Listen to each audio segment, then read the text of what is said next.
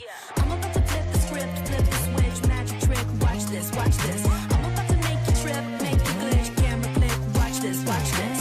I put it like gold, check out the view. Out with the old, and in with the new. I'm in my new era. I'm better in my new era. I'm better in my new era. Hello everybody, and a very warm welcome to Sandy Park for the last round of the regular season in Premiership Women's Rugby for 2026. It is the Exeter Chiefs hosting Sale Sharks. Now, after the exploits of Super Slady and his fellow Chiefs yesterday, somehow this old place is still standing. It was quite the scenes of celebration that we saw 24 hours ago, but it's just as well that it's still here, because the Exeter Chiefs women's side are about to book themselves into a playoff place as well, meaning that Exeter will be the only club in England with both their men's and women's team in a semi-final next weekend. And Susie Appleby is alongside me today. Susie, what an achievement that is for Exeter. It's an amazing achievement, a massive resurgence after last season, disappointment for the boys and for the girls. Yes, just missed out on playoffs. So Tony Rowe will be absolutely ecstatic, and quite deservedly. These teams have been absolutely phenomenal throughout this season. So yeah, to have both in a semi-final, fabulous. On the PWR front now, the big talking points in recent weeks has been Sale's signings. They've signed no less than Zoe Stratford, Tatiana Hurd and Sarah Beckett.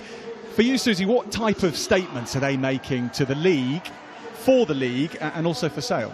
I think it's a huge statement. There's an important thing to say here. As well as signing people, the retention is huge as well. So those clubs that are able to retain their current squad, and I haven't heard a lot of news coming out of people finishing at Sale or leaving, but to recruit players of that calibre is massive. Yes, they have connections with the North. They're born and bred up there. They've been waiting for an opportunity to get back to their roots. But what Michelle Orange and that club are doing is absolutely brilliant, and it's testament to them that they're going up there. Well, the Chiefs today are into a playoff, come what may. It'll be against Saracens at the StoneX Stadium next weekend, but the reason behind that is a little more complicated. Technically, mathematically at least, they require one more point to confirm it. However, that's because Trailfinders are 5 points behind them. Trailfinders in fourth, Exeter in third. But points difference is massively in Exeter's favour. They are plus 153, Trailfinders are plus 51, so it just won't happen. Therefore, the Chiefs can realistically plan to be playing Saracens. Trailfinders know they're playing Gloucester Hartpury. But all fixtures today kicking off at the same time, as is tradition on the final day. Chief Sharks are where our attentions are focused. Gloucester Hartpury against Bristol as they tune up for the semi-finals. Tigers and Loughborough Lightning just pride on the line and wanting to end their season with a flourish. For the Tigers, it will be a first win of the campaign if they do. Saracens hosting Trailfinders women as well. Now, that's what's coming up today here at Sandy Park. We wanted to get the views of both head coaches, and we spoke to Steve Salvin and Tom Hudson a little bit earlier on today about those tricky mathematical equations. Steve, everyone knows that it's Exeter Chiefs against Saracens at the StoneX Stadium in the semi-final, but mathematically, of course, there is this possibility that it isn't. How much today and your selection is about not so much getting that point, but more about tuning up for what's to come? Yeah, a lot more about that. So, if you look across some of the selections this week, it's fairly evident that some of the clubs in the top four are maybe keeping their cards close to their chest a little bit to maybe freshen people up for the following weekend when we get to the semis. But no, for us it's very much about trying to pick as close to what we think that semi-final team will be, trying to put in the best possible performance we can, so that everyone's battle hard and going into next weekend. With Maddie Fanati's continued injury, it does look like Dalika Menin may be asked to go at 8 in a semi-final as well. So how well is she tracking from last week, and how excited about what she can bring? I think the interesting thing with Dalika is, and lots of people said to me off the back of the game how well she played. I actually thought she just played like Dalika plays. That's how she plays. It was just she was wearing number 8 instead of number 3. You know, we saw some fantastic carry meters, we saw some brilliant defensive breakdown work, but she delivers that when she's playing tight head prop.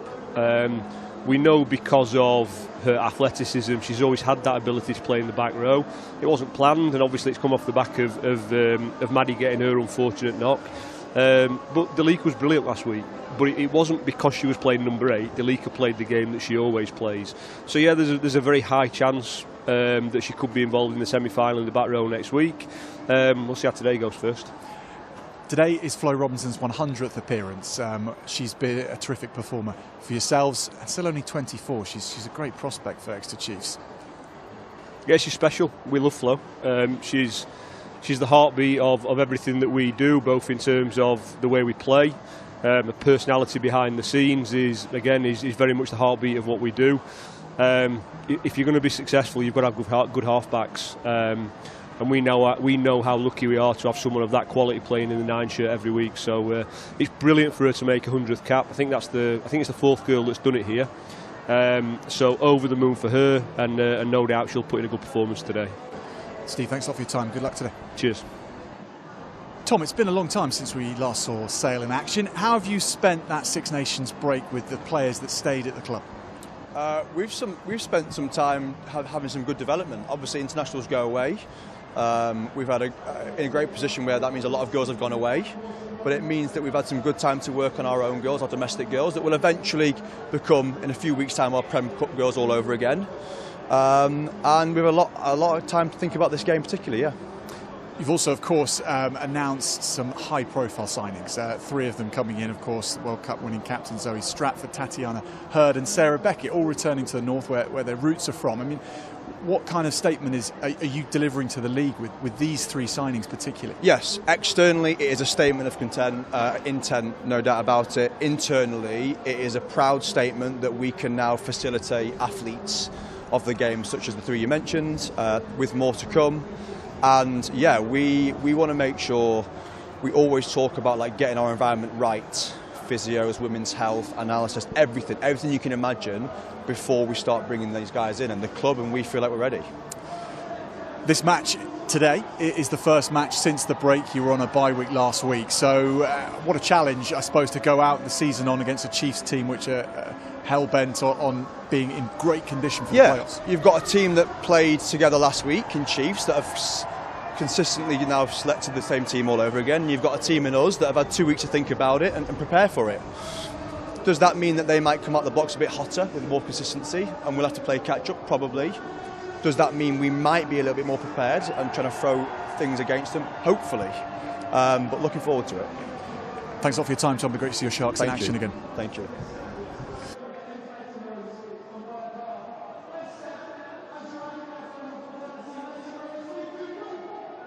The field today. For the Chiefs, it's in the backs where things have been shaken up a bit, as first choice number 10 Liv McGovern is back after twisting her ankle last week. That means Merrin Elworthy moves to fullback after distinguishing herself at fly half last week. Sabrina Poulart is on the wing, and at scrum half, as we've mentioned, Flo Robinson wins 100th cap for the Chief, becoming the 4th Chiefs centurion after Elworthy, Ebony Jeffries and Poppy Leach. For the Sale Sharks, they are selecting from strength as ever. Amy Cockayne is straight back in to the starting 15 after her stellar Six Nations campaign in which she was nominated as England's Player of the Season. Meanwhile, Brittany Hogan is at number 8 after re-signing with the club for next year after her mid-season arrival. Gerald Searcy also re-signing at the club is in the 2nd row. Holly Aitchison is at 10. Beatrice Rigoni and Katana Howard in the centres, providing lots of consistency. And the Flying Scotswomen, Rona Lloyd and Shona Campbell, are on the wings.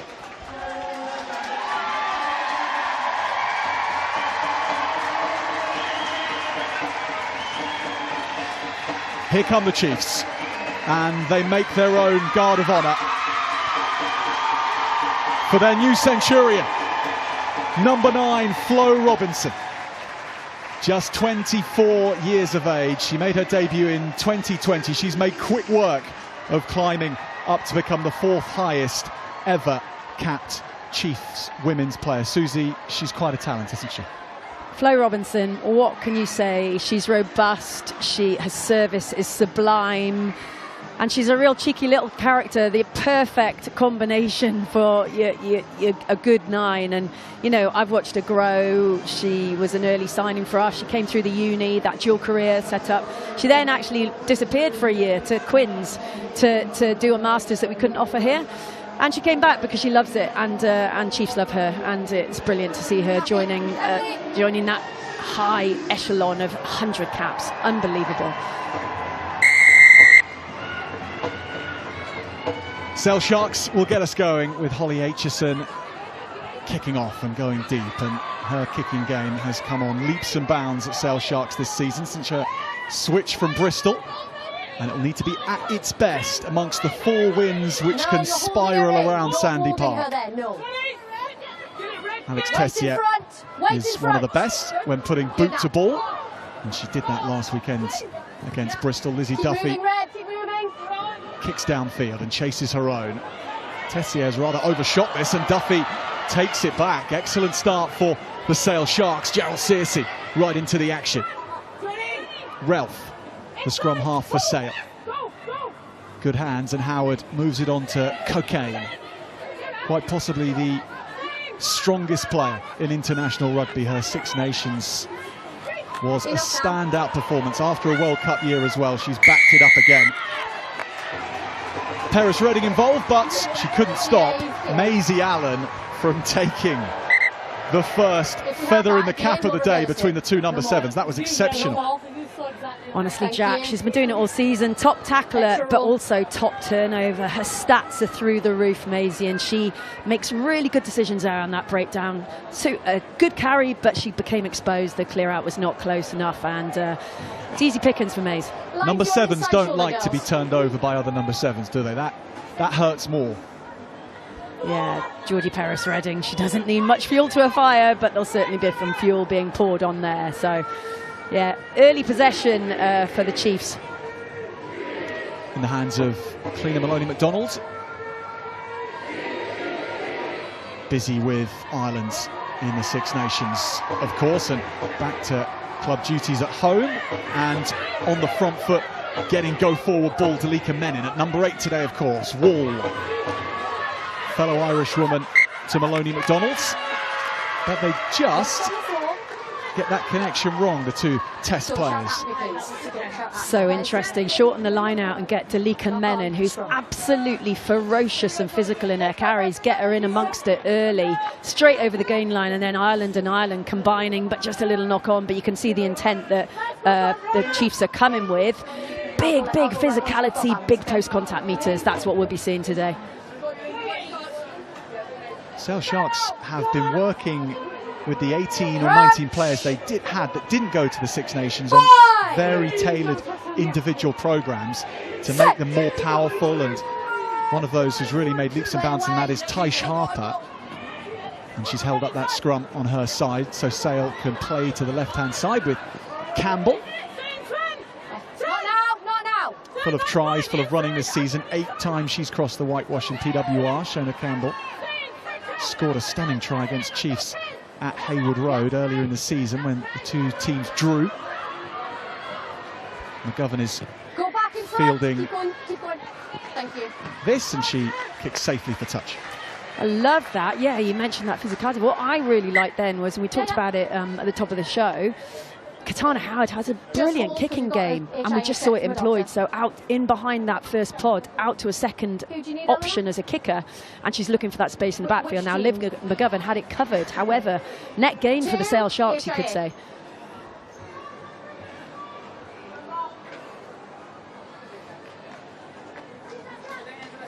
So Maloney McDonald, unfortunately, needing to come off and be switched in with Emily Tutosi. Sale on the ball. Aitchison has wonderfully put this together, and that's a super pass to Campbell, who's dashing back against the Exeter grain. Tessier, the one who catches up. Aitchison, lovely pass to Harper. Sale threatening the Chiefs early on, and Aitchison with another clever kick in field to then drop that just behind Elworthy. That's exquisite. That is a very, very well-worked play. It's a 3-pass play initially, and the same way initially, and then Holly notices Merrin Elworthy completely out of position and probes into that far corner. They've had a look at what Chiefs have been doing. They've identified an opportunity, and they've executed it really well. It's Chiefs ball with Totosi straight into the action. It's her last match at home for the Chiefs, of course. Might not be the last match because they will be in the semi-final, come what may. But she's in the last days of her time as an Exeter Chief. Now, Cocaine thinks about the tap and go. And you rather wonder why she didn't go for that, given how powerful she is close to the line. Just on the 50.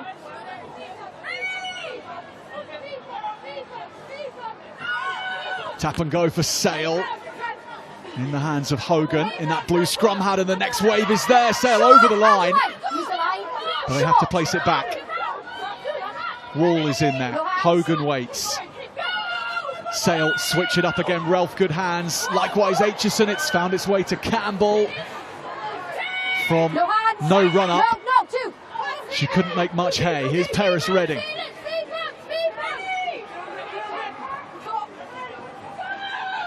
Harper moves it to the right. Keep moving. And Hogan stands over it and pops it off. And Sale over the line again. Chiefs holding. All back. There's Paris Redding though, she'll make it. She drives Sale into the lead at Sandy Park. Sale's captain picking up the scraps and turning it into points.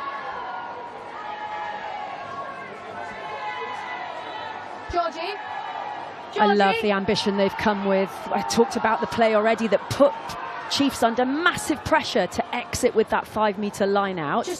They missed the target, and it ends up in a huge opportunity for Sale Sharks. In the past, in the rest of the season, I mean, they've been growing into things, but they haven't executed as well as we've seen them in these opening 6 minutes. Huge bit of statement, but you could have thrown a small cloth around all the players, but they found a way over the try line. And for Chiefs, they'll be disappointed in that because they know what's coming next week, and that's Saracens' efficiency around that goal line D. So, yeah, some early exchange has been really interesting. Loads to talk about already, Jack. Lizzie Duffy off the mark with her first kick of the day. Sale 7, Exeter Chiefs 0. Starting well, Susie, at Sandy Park, it is so important. So often teams only come to play at around 60 minutes here, but Sale have got that monkey off their back. Yeah, they'll be pleased with that. They've been waiting for PWR action since they were walloped by Saracens at Tottenham Hotspur Stadium at the end of March. Wonderful occasion, no doubt, but the scoreline was made ugly reading. Not now. Especially as it curtailed their playoff hopes. So they've had some real time to think about things and to exercise the demons over these first 8 minutes. They've done that. The Chiefs not in any hurry, are they? They're slowing things down. Sale want to play, but Chiefs are just taking their time to get the process right. Emily Robinson, the line-out caller, it goes to Cocaine. She sees a lot of space here, and she's, of course, hit a 50-22. Amy Cocaine. Unbelievable. Jamie George did it here yesterday, Jack. There was a turnover at the tail of the line-out. Jamie George dropped it on his boot. I've seen Amy Cocaine do that loads. I'm not sure I've seen her pick off many 50-22s, but wow, the skills of that woman are unbelievable.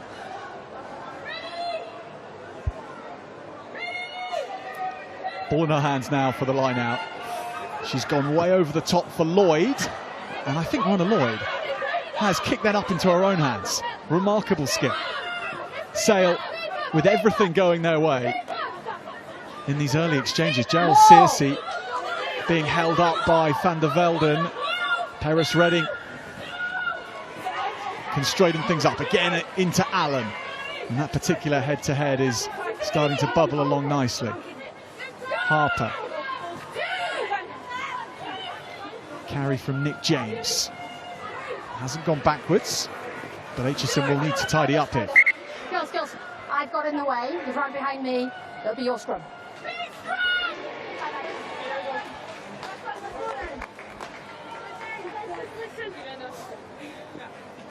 Living off their wits a little bit, Susie, but it's all falling for Sale. I tell you that, if you look at that skill, we're not seeing a repeat, but off the tail of that line out, it was meant to go over the top. I'm convinced about that. I'm not sure it was meant to bounce on the floor and be kicked up by Rona Lloyd, but some super skills we're seeing on display already. Set.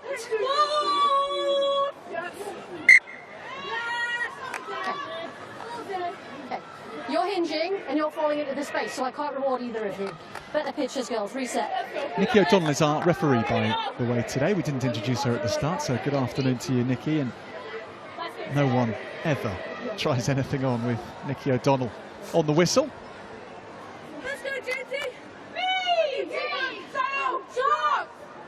Crouch. Bind. Okay.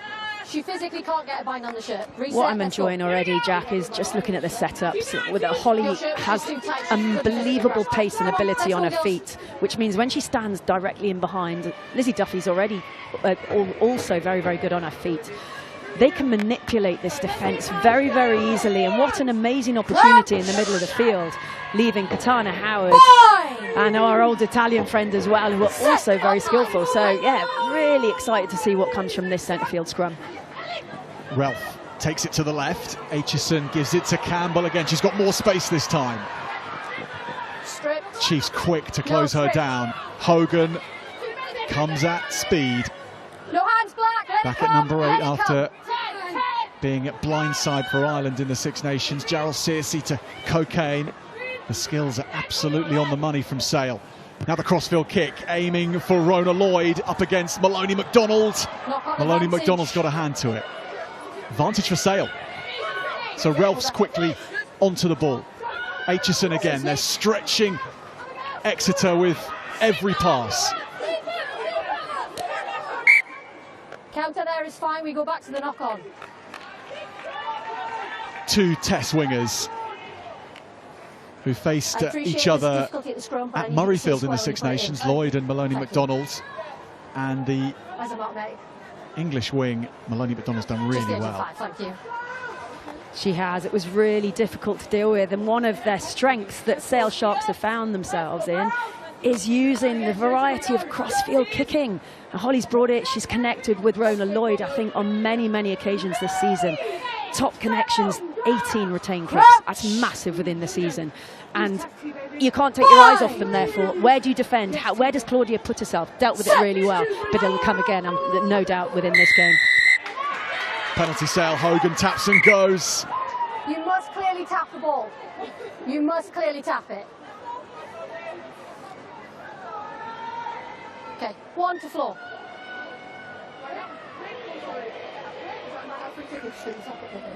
So that one's against Hope Rogers. There's another interesting, so many little subplots within this game. America against America, you know, loose head and tight head. Who's going to get the better on that occasion? Hope Rogers was the one penalised. On the other side of the scrum, it's New Zealand against, who is it on the other side? New Zealand against England as well. So, you know, you just can't take your eyes off these matchups. Amy Cocaine's throw is a good one, but blocking when Sale came down to the ground.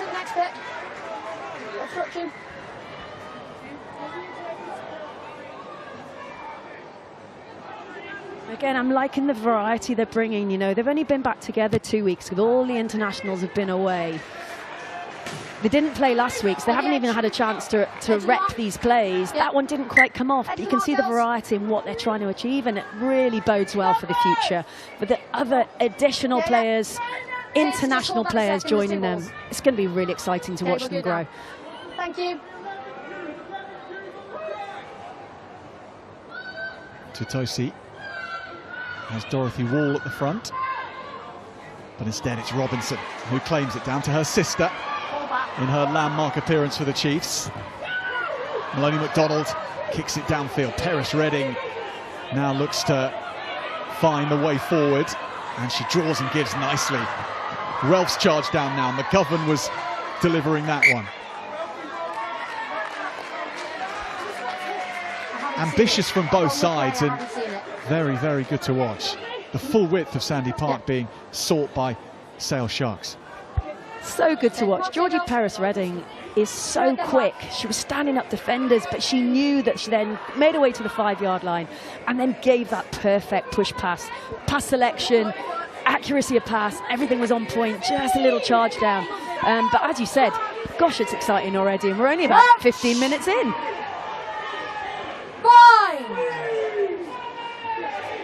Set! Height, both me, height. Early. Chiefs free kick. Ball's not in. Early push. So Emily Tutosi, who we saw come on earlier, is a permanent switch for cleaner Maloney McDonald. She was off for an HIA, as it looked like she was, and we won't be seeing her again, unfortunately. These are the concerns that that coaches will be thinking about moving towards playoffs next week, Jack. Over the try line.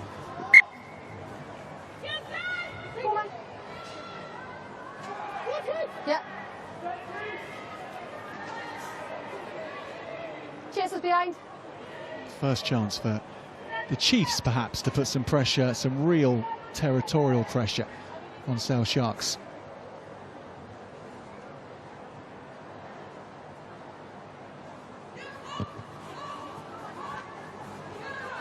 Tessier with Maloney McDonald, bumps into the 22.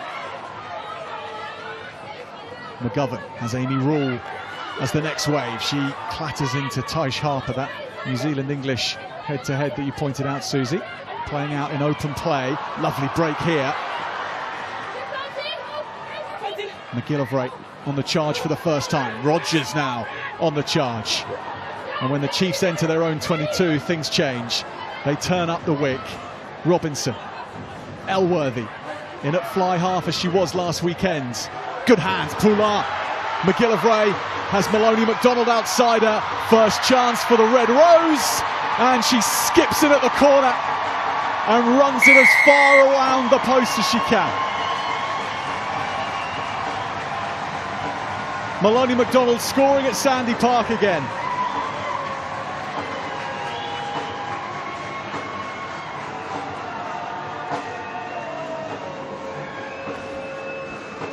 Yeah, it's the perfect combination of power and physicality with superb skills.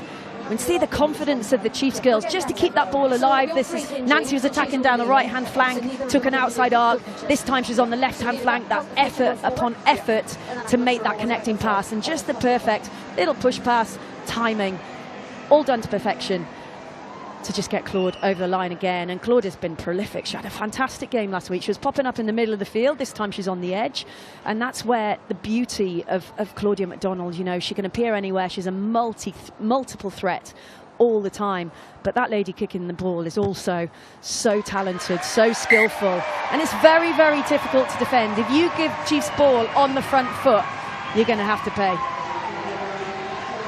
Chiefs level things up 7 apiece. Just see as well there, Merrin Elworthy, but real good to play first receiver last week, to have to control the game. She's probably third choice playmaker here, behind Gabby Cantona, who's also injured. But you know, she had a great game last week, and you know, it shows in the confidence stepping up to first receiver within that multi-phase play.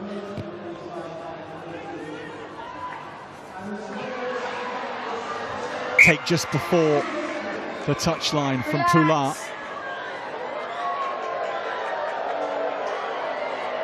These micro skills are brilliant as well. That restart from Holly Aitchison is absolutely on the money. Poulin takes it really well. She doesn't have a chance against her opposite number, and it's really well dealt with. I think Shona Campbell's been on the ball multiple times already, but also just challenged defensively as well. So yeah, it's going from edge to edge and end to end. Fabulous.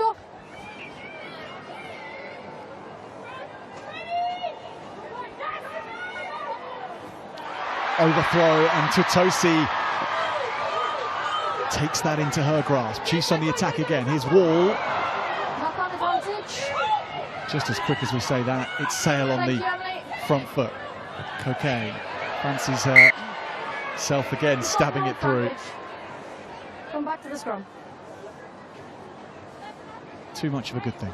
I'm not sure that was probably the preferred option for Cocaine. She's got fabulous skills. She could easily have released the outside then, but you know, we're here to try things.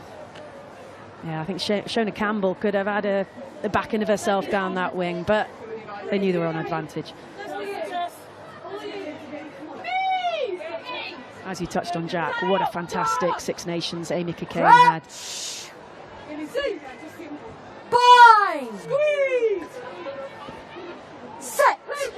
Everyone for Sale behind the scrum, loaded on the open side here. No one at all in that blindside space. This is why Rigoni is away. Slicing up Elworthy. She's taken down. There's no lift, no lift. First impact on the match for the Italian international, and it's a fine one. Maloney McDonald's has half the county of Devon to go, but Lloyd in pursuit, and these two face off again. Lloyd wins the race, and she somehow won it back on the floor. Goodness me, the two wingers squaring off, and hypersonic beats supersonic. I told you, Jack, that's what I was most excited about. Shona Campbell, one ring against Sab Poulin. This edge, it's Claude against Rona Lloyd. She had some work to do. She had to turn and chase and track her down. And we know how quick Claude is, but look at the phenomenal pace of Rona Lloyd. But also, Holly Aitchison gets herself all the way back as well.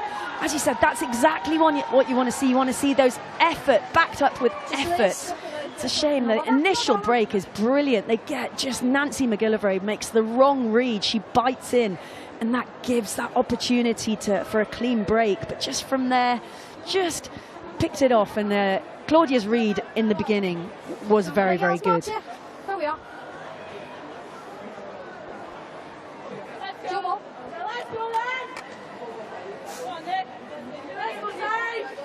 Susie, interceptions you can practice, can't you? And Claudia clearly does that. After last week, she did it against Bristol. How do you practice it, though? Well, you don't really, Jack. I mean, you can do it in touch games and some of those condition games that you play in training, but it's risk versus reward because you've got to get two hands on it because otherwise you're looking at yellow cards. So, you know, you back yourself and you go after it, and that's what Claude's like. She is all about taking risks, which is awesome, isn't it? It's exactly what Chiefs want. It's exactly what England want, because calculated risks, if you try them out and they come off, they become habits.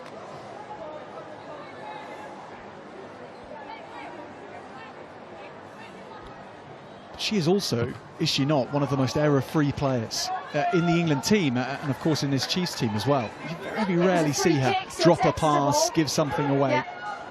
Yeah, she's having a fantastic season. It's brilliant to see her back in an England shirt and starting. You know, she lost a little bit of confidence at the World Cup, didn't get to start because of that initial injury that she was carrying, and Jess Breach was on fire. So, yeah, it's been really good to see her playing loads in a black shirt. All white shirt went away, and obviously then that transferring into England colours.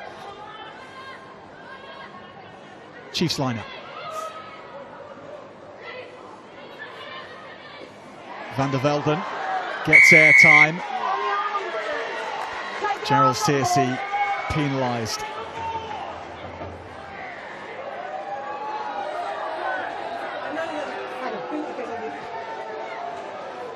On the arm, not the ball.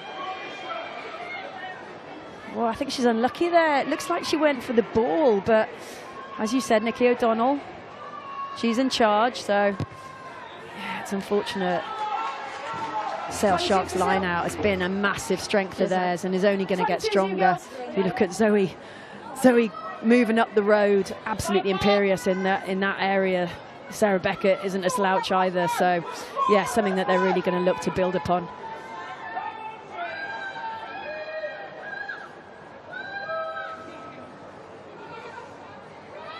Chiefs having to go through the playbook to ensure that they have a chance in these lineups. Sailor contesting everything. Gerald Searcy has it that time. Tysh Harper. She's hit behind the game line. Duffy just about gets it away under Flo Robinson's There's attentions. no advantage coming from the not straight at the line out. What would you like option, girls? Scrum or line? Yeah, it's another not straight. It's tricky, isn't it, when you sit on a bench and you get on early? You've got to nail your drills really early, and when in the week, how many reps do you get as that reserve, for want of a better word? You know, a couple of not straights though far, but this is all reps going up to Saracens, and they're going to be a real challenge around that line-out area.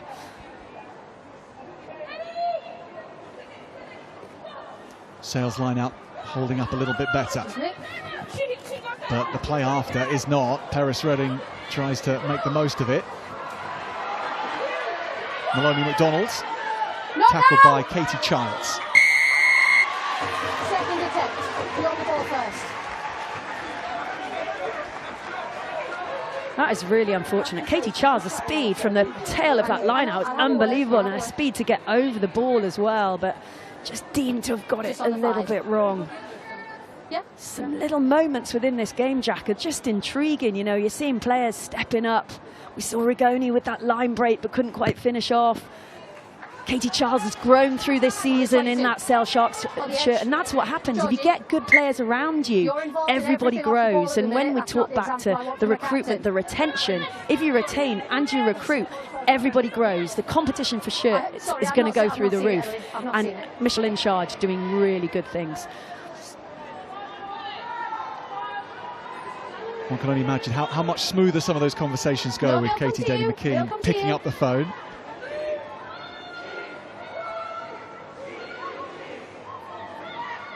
Totosi gets that right. Van der Velden claiming. Robinson, McGillivray sees McGovern and Tessier and Elworthy, but she's planted into the turf by Rigoni.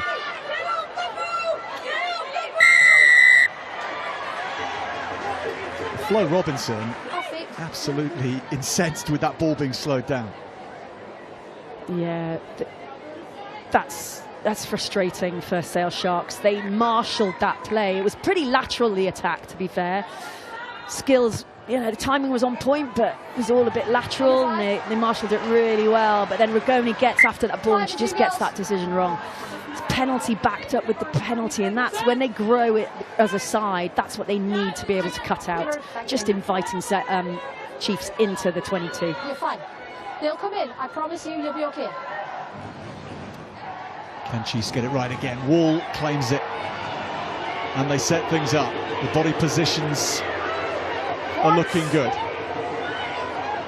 McGovern comes in on it as well, and it's picking up speed now. The Chiefs and Totosi are over. In the last days and weeks as an Exeter Chief, Emily Totosi gets the score which puts them ahead against Sale. That'd be brilliant. That'd be a real settler for Emily T. She hasn't started a lot of games recently. You know, she's been starting for Canada, but in the Chiefs shirt, it's actually Maloney McDonald that's really been getting the nod. But to nail that, to nail their drills, almost undefendable. And then the might of Liv McGovern getting involved as well.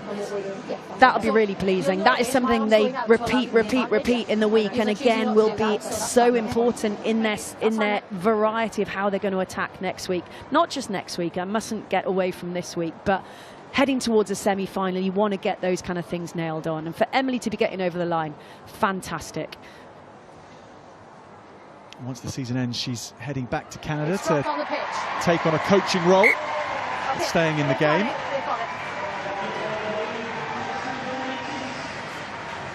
Leaving her fellow Canadians like Alex Tessier to carry things on with Chiefs. This is great drills from Exeter. Yeah, if you just look at the efficiency, Linda's in place. You know, Doro got her role exactly right, and then everything's funneling towards the try line. Almost impossible to defend, but like you just touched on, Emily Totosi is a good coach. She's been plying her trade in the university with the younger players. She's now going back to Ottawa. She's going to bring through the next Canadian generation. Couldn't be more happy for her. Chiefs take it uncontested. Ball! Ball available. Wall. So menacing. Hands away! She plays with an early warning system for her opponents that she's coming in that pink scrum hat. Advantage. It's a penalty only. It's a penalty advantage for high tackle. Tessier changes mind. Changes the angle. Still nails a beautiful kick. High tackle, just over the shoulder.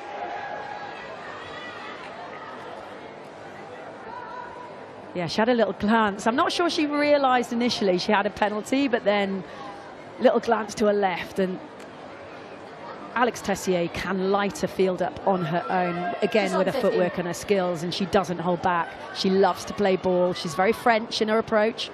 Jouer is her motto, although doesn't always come to plan. But the brilliant thing about Tess is she's going to try things, they're going to come off, she's going to try them again, and then she's going to create absolute brilliance. But, you know, kicking to the line out is absolutely critical, and thus far she's been absolutely on point.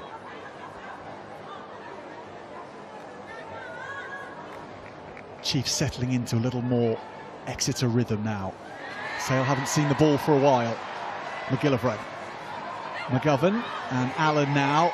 Elworthy just a yard or so off from picking that one. Lloyd is onto this with Aitchison.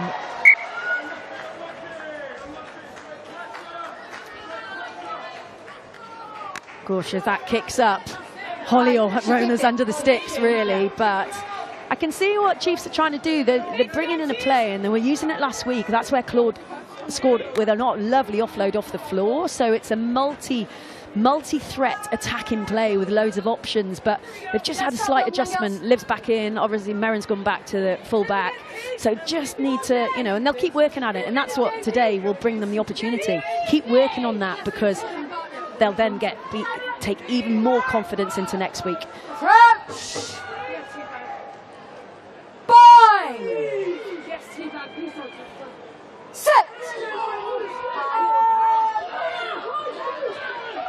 Sale put the squeeze on, and Chiefs rather crumble.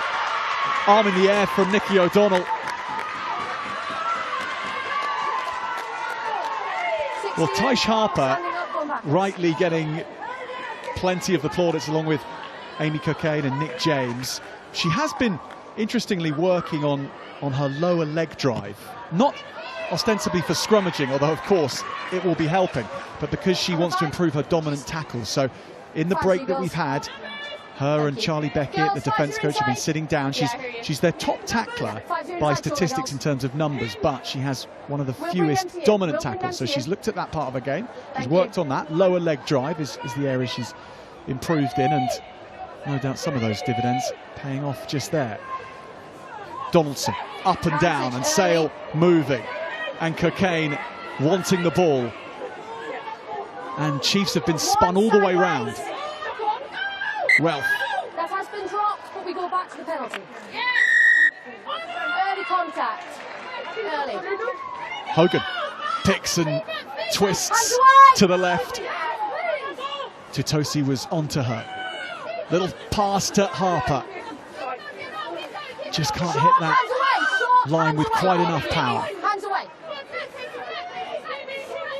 Cockayne is close, and she's there. It's down first. She seeks out another from close range, Amy Cockayne.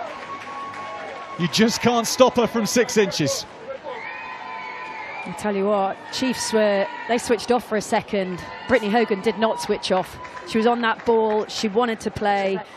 Another indiscretion from Chiefs again, tidy up, well needed ahead of going up to Saracens, but most importantly, never switch off against international players, against any players. And like you said, Amy Cockayne doesn't need a second invite from that range.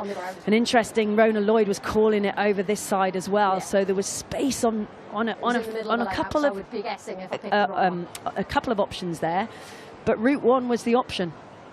Well finished.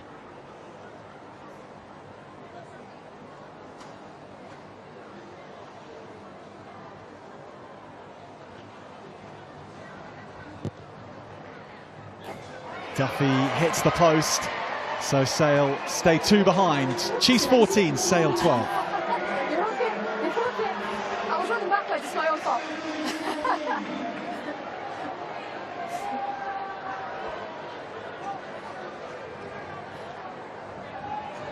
Oh, no, mate.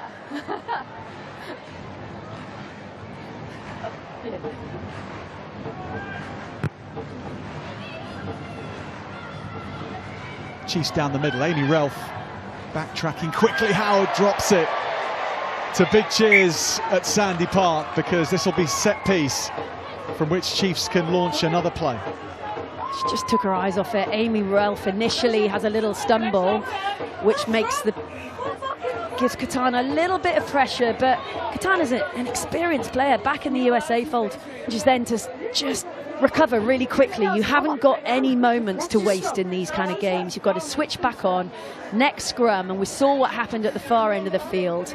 Can Sale execute it again?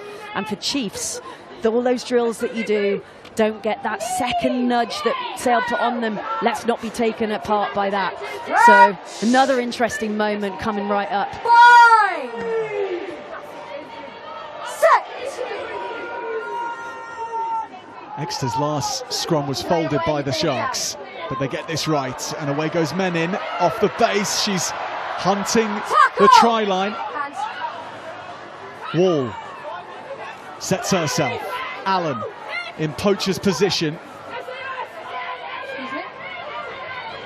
Now Rogers is looking for the line. Likewise, she returns fire. Two short-range specialists starring at Sandy Park. Rogers scores. And likewise, there's few in the world that can stop the American when she picks and goes and has the try line in her sight. Yeah, it's Hope doing what Hope does best. Initial pick from Mays, but she's repelled.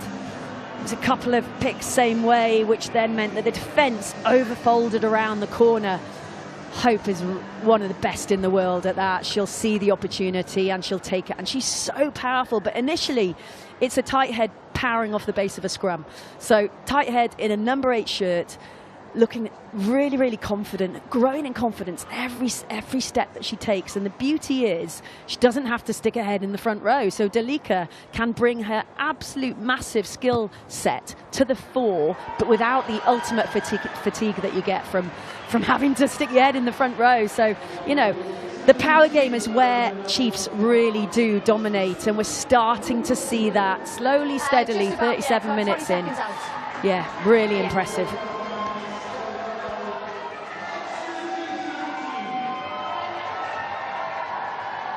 Chiefs missed the chance to go more than 7 ahead with Tessia's first miss of the match.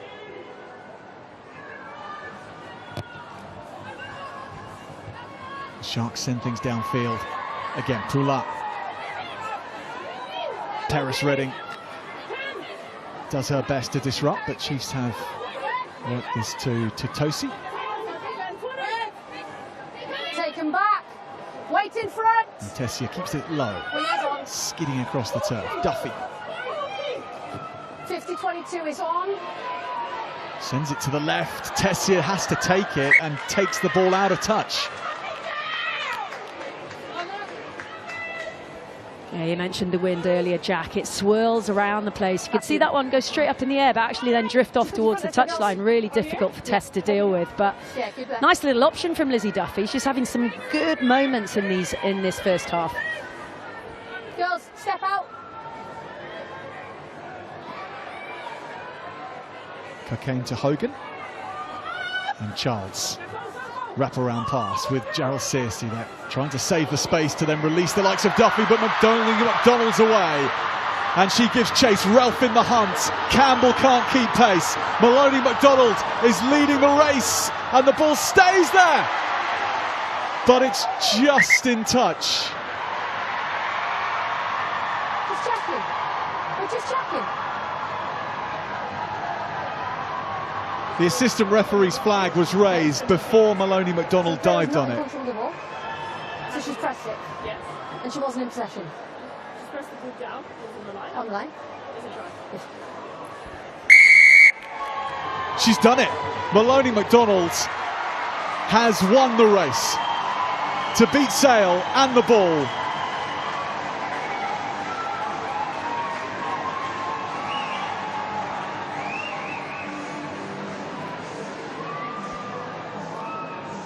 Yeah, it's another lovely attempted starter play, but it's multi-passes. Whoa, there's four passes in there, and the last one ends up on the floor, and yeah, you know, it's given. Not sure it should have been, but there we go. You make your own luck. But back to the intent of Sale Sharks. They're working their way up the field really, really well. But then it's just the last moment that they're just putting passes into Claude's hands, which you don't really need to invite a player like that into a foot race. But Sale are trying to play, and I think that's what they've come to do. They've come to play. They are playing. They're very much in this game, and it's a good game. It's what everybody wants to see. Both sides are being challenged. Both sides are wanting to play. Both defences are being challenged, and it's really enjoyable, Jack. Yes. We should say we don't have a TMO available at Sandy Park today, and that might explain the reasoning behind why that try is given, but there we go. The Chiefs hit 4 in the first half, and they lead 24 points to 12 at half-time. Wait on you and vice versa. I need to go forward, yeah. So, Susie, they had a bit of luck at the end, but the Chiefs exerted their dominance at home in the end after a great start from Sale. Yeah, I think Sale showed, like you said, a fast start, and that's what they keep talking about, fast start. You know, Holly is pulling the strings really well. They're seizing opportunities. They've got themselves into try-scoring opportunities and have taken 2, which they'll be pleased about. However, they're wanting to play, and that's great. But those little errors, those little moments. You talked about Claude, you know, that hunting high in a passing lane. It's because if she gets it wrong, she can backtrack. She is quick enough to be able to recover. So risk versus reward, she's going to continue to do it. Will Holly, therefore, adjust how she's going to play? Send runners through rather than over the top, those passes. But as I said, you know, Chiefs now finding their groove. And, you know, 40 minutes in, they've only 2 games back in. They were looking pretty good against Bristol last week, but weren't massively challenged. Today they're being challenged and they're growing into the game. They're bringing their power runners in, which is awesome, and it is paying dividends. So here's how we got to our scoreline. Sale off to the best start with Paris Redding picking up the loose ball after Sale had peppered things up on the try line.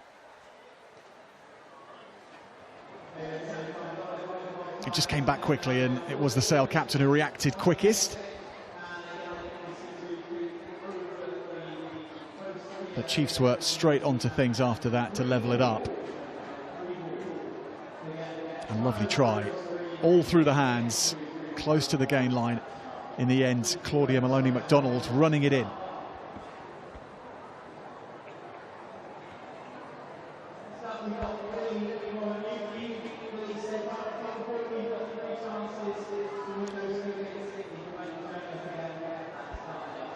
Perhaps, Susie, this was the try that showed the Chiefs at their best of all that we've seen so far in the first half. Yeah, we talked about that. Nancy on one side of the field, then reappearing on the other side of the field after a couple of carries. And Claude probably having the simplest finish of her season thus far.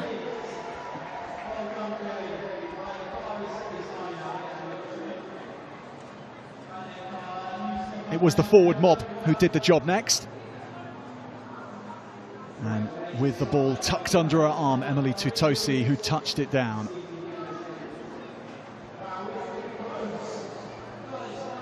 Not to be outdone, Amy Cockayne made sure that from close range, not from the base of a maul this time, but from a short-range ruck.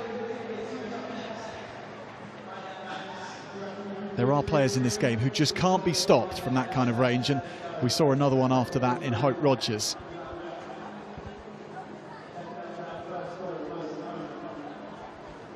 No fun defending players that size from that kind of range, Susie. This might have promised much for Sale, but in the end it was Maloney-McDonald who came up with a beauty. And look at the way she distances Shona Campbell here. She lost a race to Rona Lloyd. She won this one against Shona Campbell.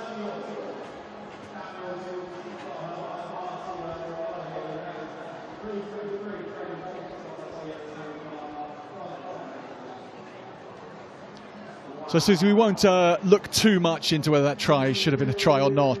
There is no TMO here at Sandy Park in this match, which will explain that decision. But nonetheless, Exeter leading 24 points to 12. And Susie, because we now know that they are going to Saracens, we knew that before the start of the match. How are they tracking? How are you seeing what they're putting on display in view of the semi-final next weekend? Yeah, I've already touched on it. They put some things together last week. Obviously, they've had 3 changes in the backs, which is pretty significant, 3 out of 7.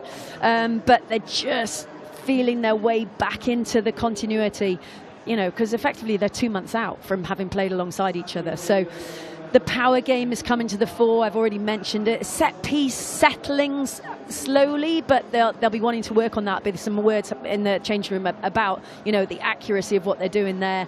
But that combination of backs and forwards is starting to gel, and that's what will be really pleasing.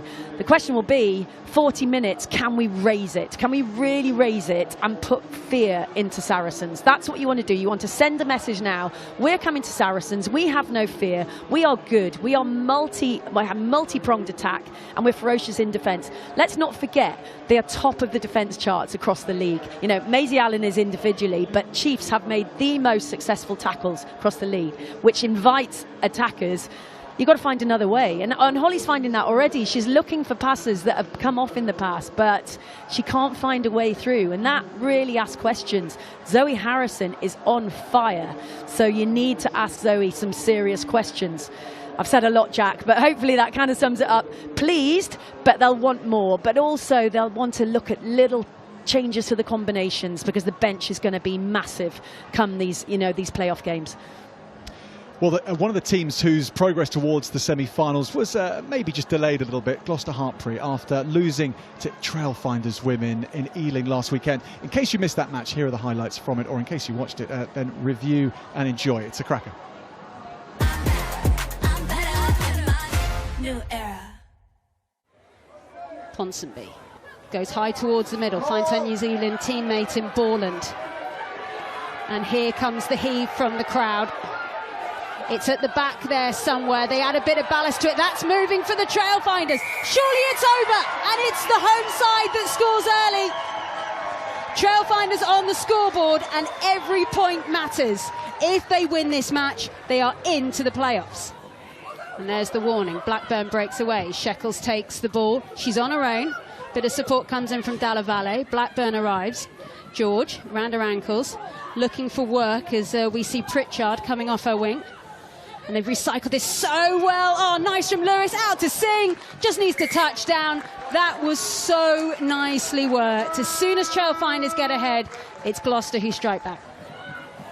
Muir, she has done that all season for club and country. Get out my way. Singh, Venner. Here she goes, pins her ears back, Zachary chasing her, can't catch her, what a run by Mia Venner, still going and scoring as well. Stunning, stunning, gas, gas, gas. Amory. Still not over. This is incredible defence from Gloucester, absolutely stunning, but then it does finally release. Trailfinders, after all that huff and puff, get their try. Trailfinders' opportunity to take the lead at the break. And they're going to try and drive this. They want to get it moving. Who else is going to throw their body in it? White is in there. Urin is in there as well. Gallagher is there at the back, just trying to decide if she needs to add further ballast. It's moving, it's still going well. Such an opportunity here for the Trailfinders. Someone's got that ball, they just need to get it over the line. Scored! Trailfinders will go in at the break after Hayley Head goes over from the driving maul. Advantage here to the Trailfinders as... Oh, nice little bit there of skill from Meg Jones. She's still going, support on her shoulder. Still going through Amory. And there's still support. There's green shirts everywhere. Amory will score. And the Trailfinders, that is not just a try for Amory. That is a 4th try in the battle for them to secure a playoff spot. Ball comes in, taken cleanly in the air through Monaghan. trying to get that ball back. It's Kelsey Jones who's just got that tucked up the jumper. Women on the floor. Warning, no penalty coming. Blackburn going on her own, tries to pop the ball away. Bunker was there. There's Muir, you know what's coming. She can't quite get there. Great scrap round the ankle. They're screaming for it. Bethan Lewis. What a brilliant line, and what a straight punch back by Gloucester Hartbury. Ponsonby gets the ball, goes long. That's a risky lineup, brilliantly taken by Wassell. Bessie's confidence. Norman Bell, not tempted. It's still Ponsonby. It is really crabbing. There's the warning. They're going to have to get this out. Norman Bell gives it to Jones. Cuts back inside. Determination. Final pass. Can she get away to Urin? Try given. Gallagher. So many green shirts here. Nice tip over the top. Who's going to get the bounce? Oh, it's head. 2 meters left to go. Back inside. Burton. Still Burton. Norman Bell cuts back. Urin. Head. Last pass. Can they get it back to Cox? Score! Gloucester Hartbury still playing with 14 as the ball gets spun down the line. Brock getting involved there. George gets away. Oh, there's almost daylight there for Carson. She's built up a head of steam. Makes a brilliant 10 metres. Back and away, calm heads here by the reigning champs. Space on the outside. Can they finish the job through Lewis? Still going. What a score. Nearly every player on the field touched that. They needed the try. They got it. Use the line. Tuipulotu is there, waiting to drive round the corner. Is it over? No. Pick and go round the corner. Still not to be. Huge defensive set. Crossfield kick will come in. Pritchard is there, catches the ball. Does she finish? Yes. I'm better in my new era. We really like our tribe mentality. We're gonna run. Ambition is all to win the league. We are Exeter Chiefs. Playing for Exeter Chiefs, it means you're representing the team that we played for, the history that's there. It's a community that massively gets behind women's rugby. I love being in Sandy Park. It's a really special place to be and play rugby, and what we want to become our fortress. Chiefs is a really gritty team, very physical team in the league.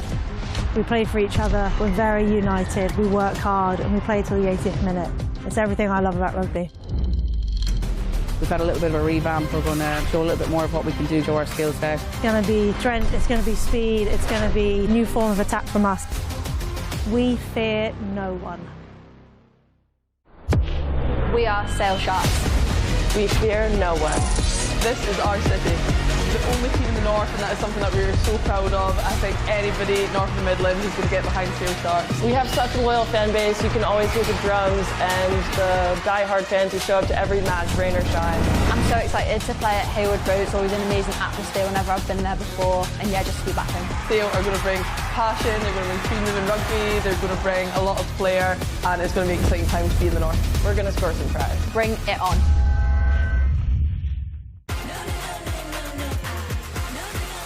New era.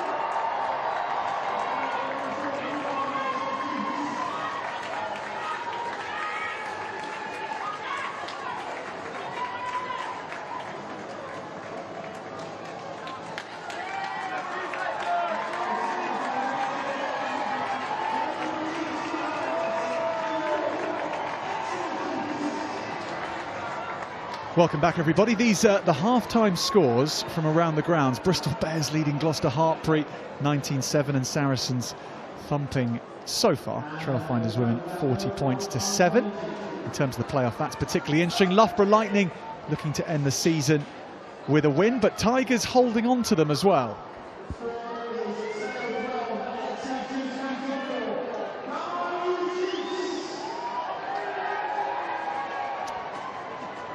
Chiefs leading by 12 in their last 40 minutes of the regular season. But Sale far from out of this match at all, despite that last try feeling like a bit of a gut punch. They know just how to get back into things. And with the confidence that they've shown increasingly across the season, there's plenty of capacity for them to perform a comeback. Thank you.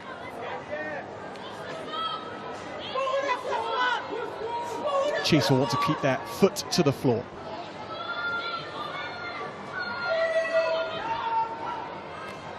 Tosi to Wall, and Allen, very good pass to Menin, and she's almost through. Good tracking tackle by Childs. Cocaine. Tackle's complete, it's then stripped. Tackle's complete, then stripped. Yeah, that starter play from Chiefs was interesting. We talked about it just before half-time, Jack.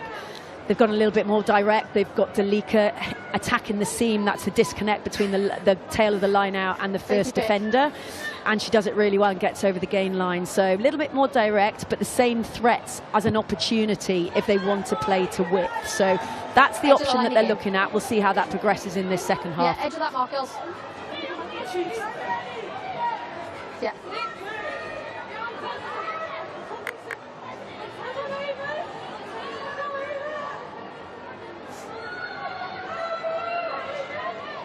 Totosi to the middle.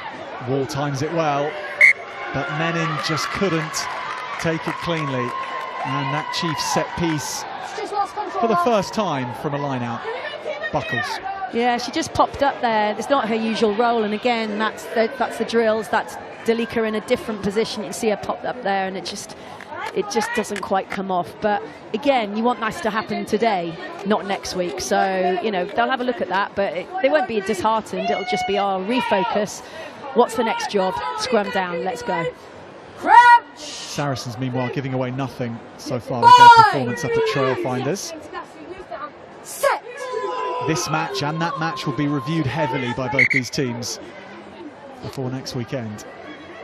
Those video analysis moments, Susie, how important is it to pick out the right moments? Because clearly you could look at a match and look at things that a team might have done wrong, but they might have repaired that by next weekend.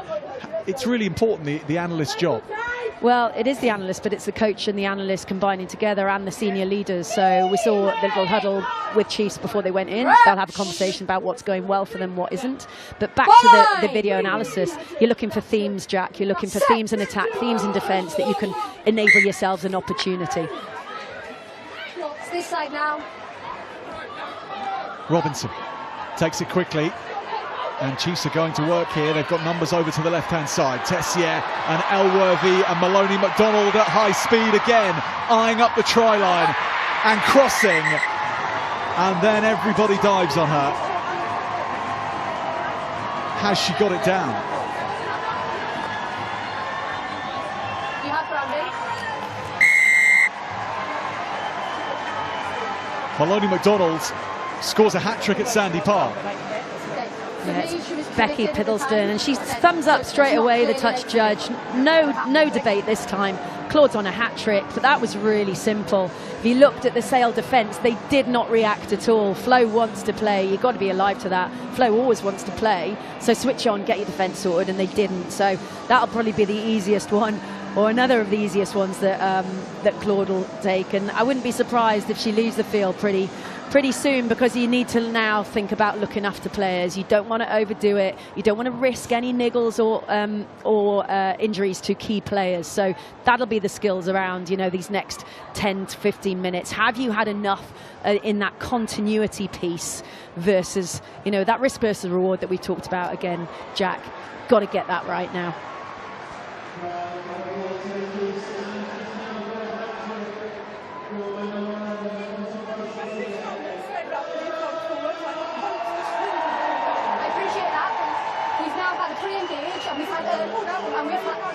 we've had early weight, so you've used up the free kicks I have available. Show me better balance. A hat-trick in the PWR for Claudia Maloney-MacDonald. In great shape, heading into the playoffs. And she gets more of the ball here. Totosi. Menin. Starting to find a few more spaces out there. Good presentation. Stay in front. Stay in front. Good now. Duffy. Has to watch that bounce 3 or 4 times before she can get at it. And Aitchison.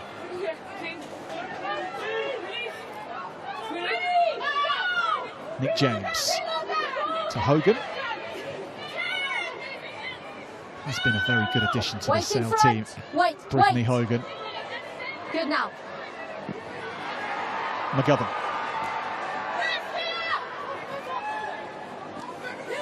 Magoni comes through but gives a penalty away. Robinson wants to go quickly as well. She's upping the ante. Kicks ahead.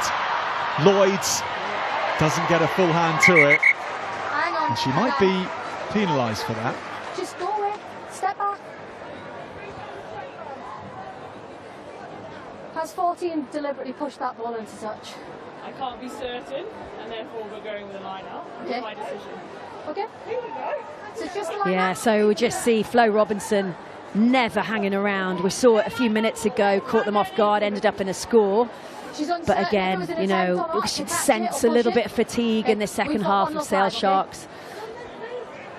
But Rona Lloyd does really well to get back, and the decision is it's a line out for Chiefs, but ultimately a huge net gain, ill discipline in that top half of the field from Rigoni, coupled up with switching off, and suddenly Chiefs are giving themselves another try-scoring opportunity.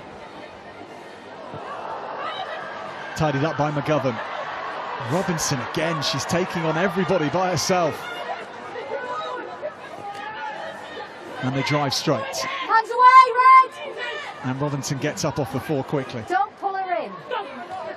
Behave. Menin stays on her feet well. Dusting off Duffy. Van der Velden. Tessier. Passage over the shoulder. 6. Allen, and that's lovely to Poulard. But the flag is raised. Poulard with a foot in touch. High tackle first. 6. High tackle just over the shoulder. What's a lovely little scoop off the floor from Maisie. We've already talked about Maisie, so skilled in defence, but wow, she's got some skills in attack as well. She doesn't need an invitation to play half back. Now they're going to tap and play. Totosi with Rule and Menin. Tackle! Hands away. That ball's always going to come back to set up Hope Rogers. Rogers goes blind. Short line. She's withheld. Who's the line? And Robinson. And she goes again. Flo Robinson. 100 up today. And a try to mark the occasion. And she has been the player that's raised the tempo in this second half.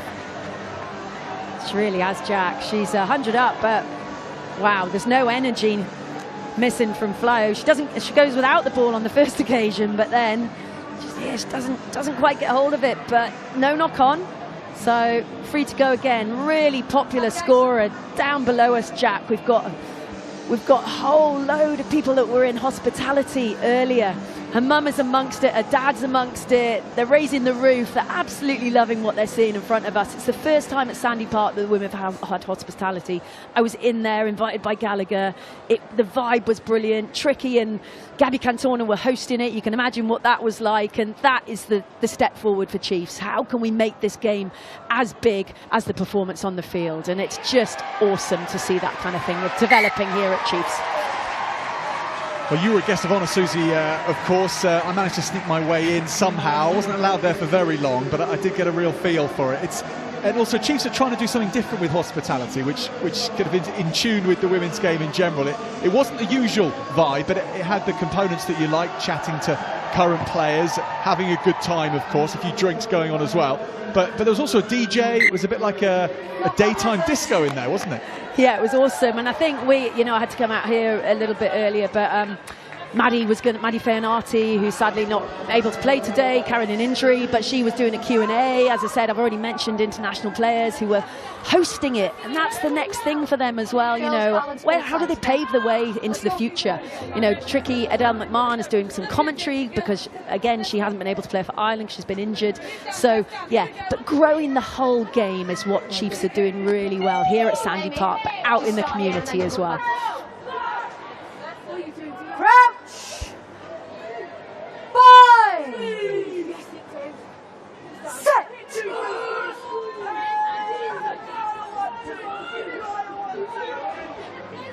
Tessier off a pinpoint pass from Robinson. Poulard, she can really get going when she sees a gap.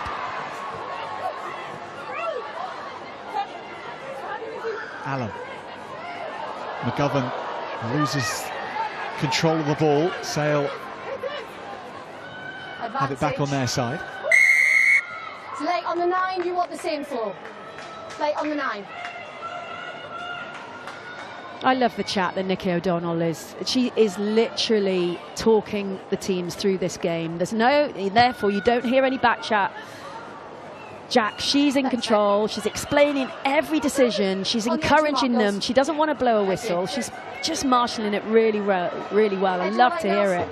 You know, shush now, please, Flo, because I'm going to reward the opposition as you want to be rewarded. Love it.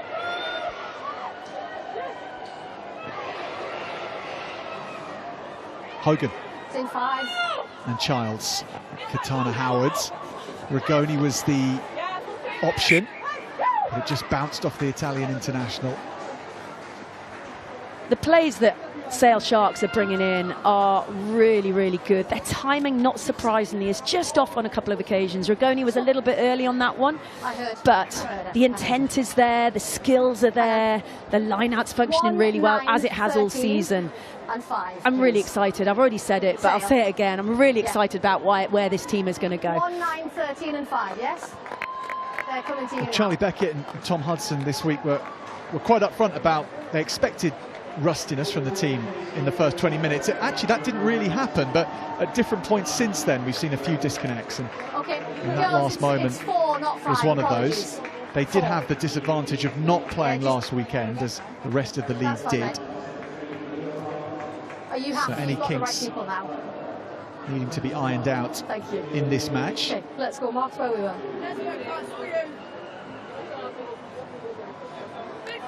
But after this encounter, it's holidays in the off-season for Sale Sharks.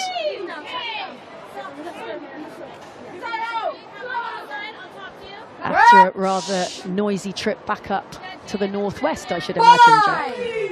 Of course. Business to do first in that regard. End of the season to be celebrated.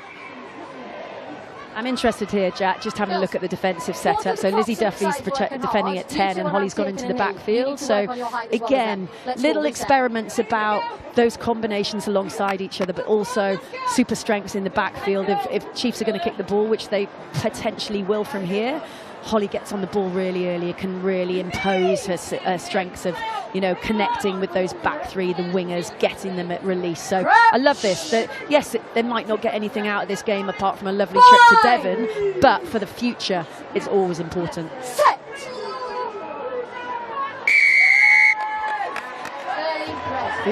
Somebody's clearly given their chips away, because we've got about 75 seagulls. I don't think that's an exaggeration, flocking to the other end of the field on the sidelines, and then once the chips have run out or they've been told to shoo away, they're then scattering across the pitch. You often get a few here, but someone is clearly doing what you're not supposed to do and feeding the birds.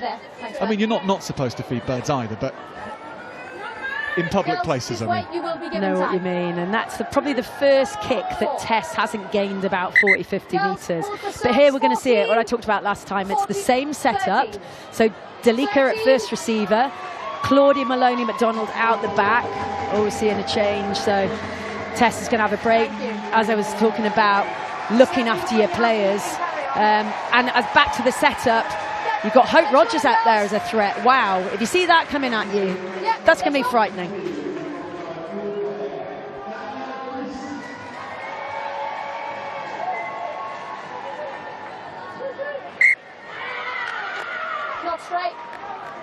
there was a lift. Option. So you see Danny Priest come on the field. She's come through the college, local girl, really talented. She's been given a little bit of exposure here, but she's had opportunities at the university. She's been playing at the local club. So that dual career thing, the pathway that Chiefs have developed over the last 5 or 6 years is really, really starting to pay dividends. And that's the first change we'll see, a young English player coming through the ranks. It's exactly what you want to see in terms of your future, as well as, I've already touched on it, let's look after Tess. Wrap her up. She's that valuable. We need her against Saracens. And Priest was one of those, the few players really from the Chiefs, there's only 12 of them that stuck around with no international camps to go to train hard at Sandy Park. Rona Lloyd, the strike runner for Sharks. Gerald Searcy. Oh, Cocaine has gone right through off a great pass. And then loses the ball. So Sharks' attack ends there. Robinson might start one for the Chiefs. First player. It's just a knock-on advantage, Hold. Chiefs on the ball again with Wall. No hands. Wait in front. Wait in front. And McGovern makes a safe touch. What a break from Amy Cocaine. Great chance for Sale that then fizzles out. Oh, it was so gutting. Lovely little tip on from Gerald Searcy, who's completely taken out after the play, but she's looking around, can't quite connect, and then it just spills out. But yeah, she's transferring that performance that she was showing against, in the international period back into club, and that's exactly what England want to see. It's exactly what Sale Sharks want to see.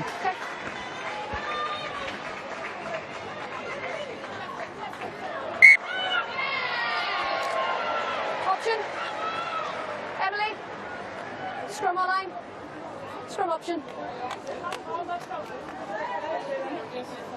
So you'll see Gabriella Negrelli's just come on, and that'll you probably now see, well, you must see Dalika Menon pushing herself into the front row. So fair play, done 60 minutes out in the back row. You've had your run around, now go and do some work in the front row.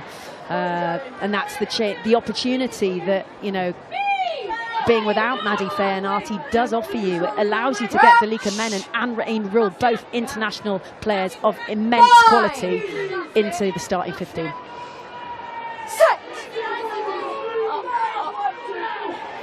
Robinson brings it away herself.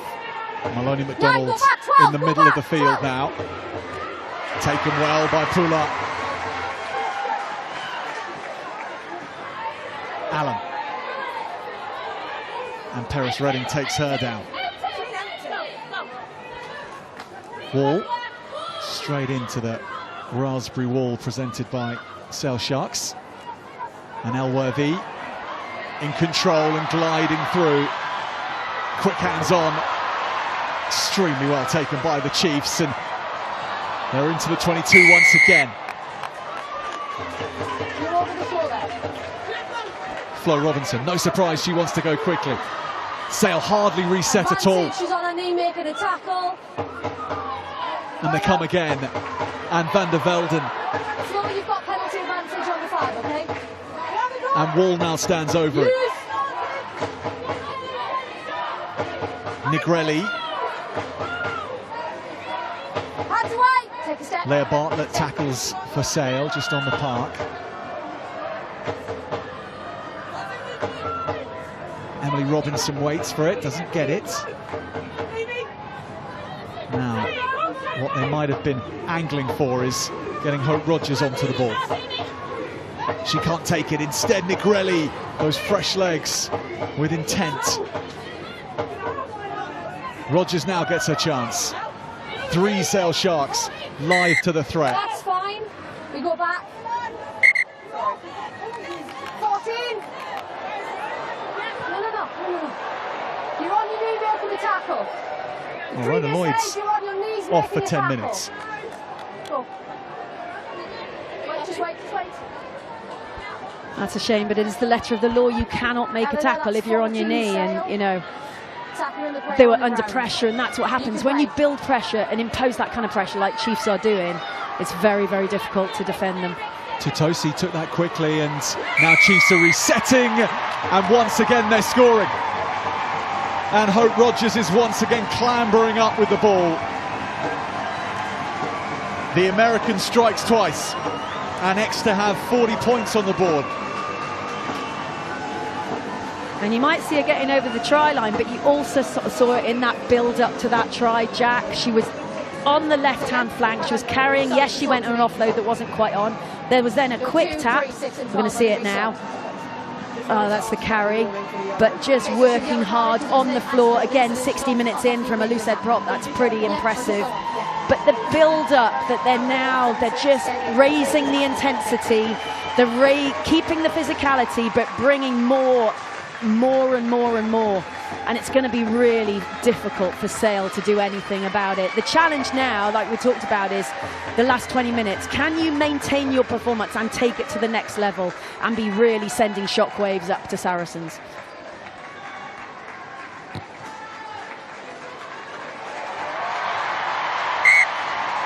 Liv McGovern sends a message of her own up to Saracens, hitting that from the 5-metre line. And when you go head-to-head with Zoe Harrison, you need to have your goal kicking on point. McGovern landing a very difficult one. Yeah, and that's important because Alex Tessier has been doing the goal kicking, so for Liv to be able to sink that before she leaves the field, massively important for her psychologically. So Sale being distanced now, 43 points to 12. Counter is fine. It was taken back. Taken back. Both teams making rafts of changes in that last stoppage. For the Sharks, it means Molly Wright is on for her last appearance as a Sale Sharks player. She's retiring after this, heading back to Edinburgh. Wingers on. And she's been a fabric player for Sale for so long. And she has 20 minutes in the jersey before the end of the season. Olivia Ortiz, the new scrum half, into the fray.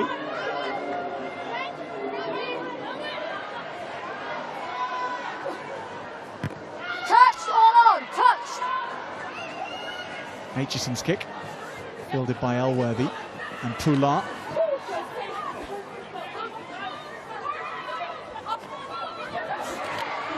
Chiefs likewise with plenty of new faces entering proceedings. Abby Middlebrook in that last carry, Robinson, and here goes Maloney McDonald. Poulard now into the wide channels, and off they go, and Buchanan back inside, and Maloney McDonald receives the pass for number 4. She's unstoppable.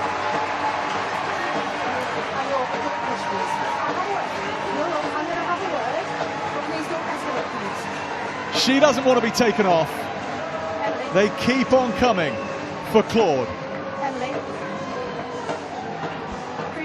Yeah, and see the build up here. Emily Robertson, who's so critical to the performance of this team.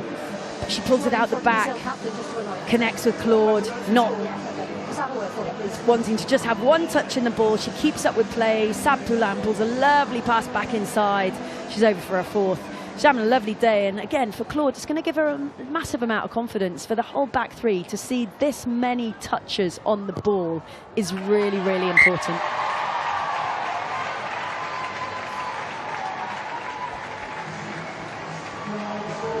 That's something you don't often see. Gabriella Negrelli kicking goals, as she did when she was growing up, apparently. So that's where that comes from, Jack.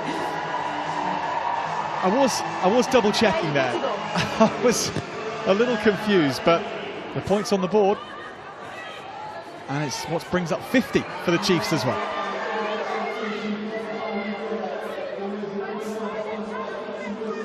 Wait in front. Courtney Keats, first touch of the ball, a Welsh international. Sophie Benevent. Charlotte Frey now with Paris Redding. Delika Menon trying to get another of those turnovers that she's well known for in this division. One of the best at that. Duffy sideways kicks it into the ground. Difficult one for Elworthy to deal with, especially with Campbell next to her. Tackle! Hold that, hold. Lucy Nye on at scrum half for Exeter Chiefs. Flo Robinson now being rested for that semi-final next weekend. Wait. Wait there. Duffy eats this one up. Has a lot of time and space here. Advantage.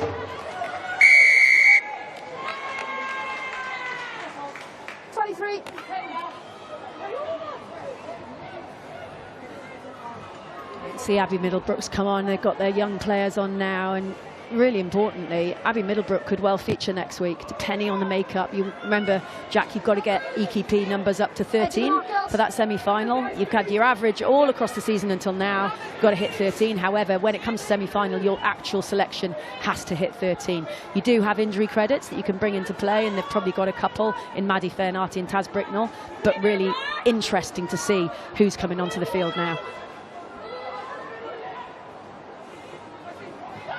Sharks off the top. Paris Redding makes the most of it. Here goes Wright, looking for the line in her last match. Hands and feet. Ortiz. Sharks haven't been on the scoreboard for nearly 40 minutes. Tackle! Release! Release! Benevent. Use the line. Use the line. There's Wright with Gerald Searcy. She goes herself and sets it up. Short, hands away. Good test of this Chiefs defence. You have penalty advantage, Red. Ortiz seeks another route. It's Aitchison over to the wide, and Maloney McDonald very comfortable under that. Thanks, Matt. 18. Offside. Yeah, Holly knew she was coming back. She knew she had a straight arm. Claude's position has been exceptional. But bearing in mind, obviously you talked about looking at footage. They'll have looked at Holly's threat around that kick pass into that area, and she's marshalled it really well. Again, there's a message going up to Saracens. You can go to that channel, but Claudia's going to have it covered. Important little messages going up the road. Okay, take the line, Chiefs. Okay, timing if we're sacking, okay? I've always wondered, Susie, do coaches listen to the commentary on when they review? Or do they prefer a cleaner environment without us warbling away? Depends who you are, but a couple of people have sent me messages saying, oh yeah, nice commentary, or a couple of comments that I won't mention. Say no more. Once. Sharks lining this up though for a score for the first time in a long while. And they're as close as that. Ready for the next. Offside, 18. Hogan puts her hands on the ball and she's got there. A bit of test quality from Brittany Hogan, and Sharks are over. She deserves that, Jack. I think she's been huge. You talked about it throughout the season. Every time you watch Sale Sharks play, she's putting the hands up. She transfers that into an Irish shirt, into across in the Emerald Isle. But, you know, she deserves that. She's worked tirelessly herself, Georgie Paris Redding, and others within that pack. It's been really impressive. And with the bolstering that's coming, who we've already talked about, they're going to go from strength to strength. Thank you.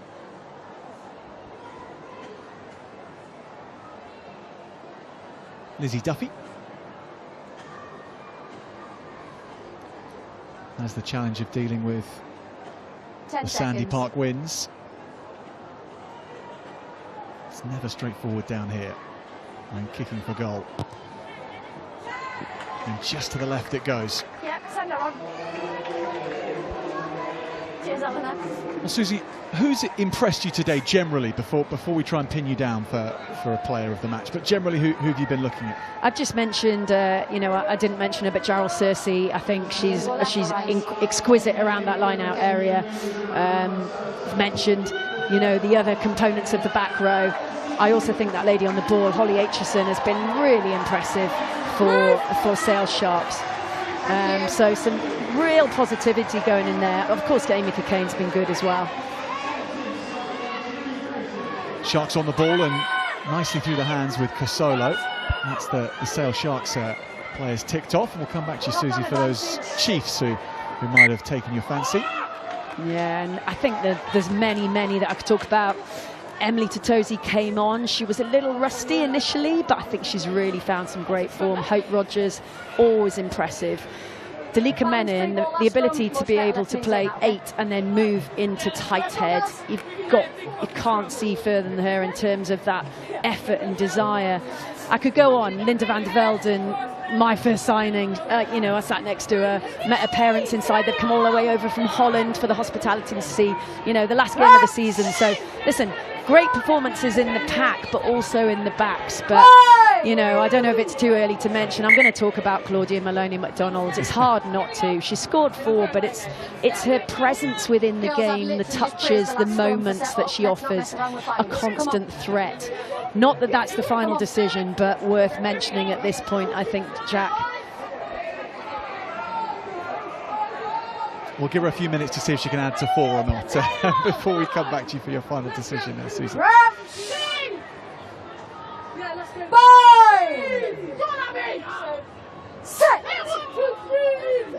So Lucy Nye, good platform for the scrum half.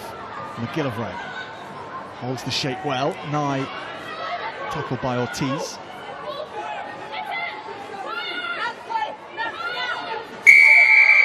And Sharks this time with the turnover. And away goes Campbell. You can't take it in front of the mark. I'm She's sorry. such a lively player. 19's killed the contest off her feet. Brilliant!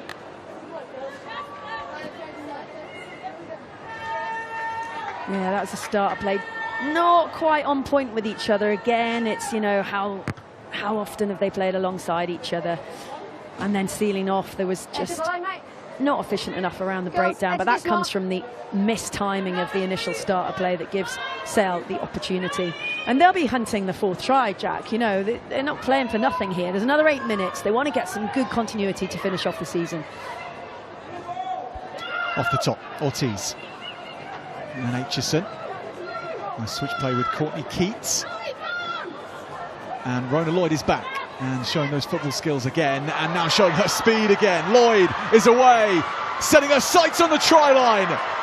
A burst of Sale brilliance from Rona Lloyd. And that is the bonus point, and a very, very impressive one as well. It's an unbelievable finish. It's from almost the halfway line. And it's the starter play that Claude has intercepted, but as the brilliant player that Holly is, she hasn't lost faith in the play that they've got there running. The decoy lines are brilliant. The ball over the top is not brilliant, but actually she got the ball to space, and then it's just missed tackles. Danny Priest, Claudia can't quite make it, and then there's just brilliance. And I think Rona Lloyd's had a strong game as well. She's brought again her Scotland experience and performances from the Six Nations, which was a bit disappointing for Scotland, but she's managed to bring herself and really impose herself on the game, and that's all you can ask of a player.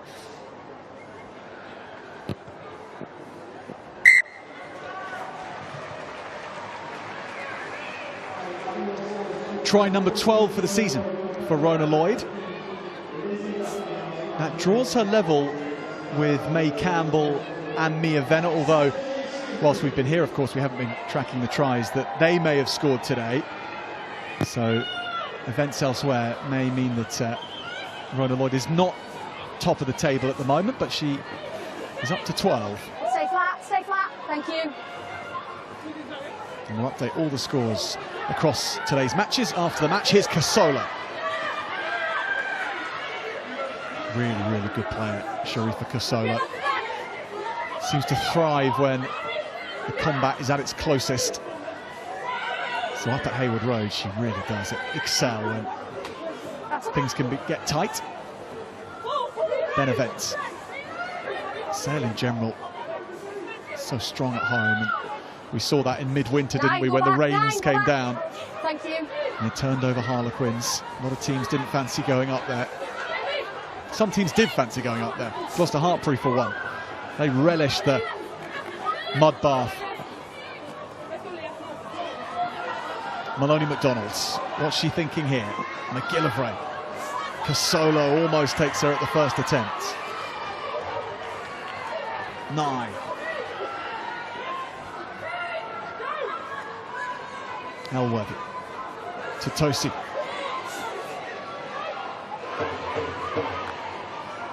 Elworthy and Poulard. But crossing just as Poulard headed for a gap. Just obstruction.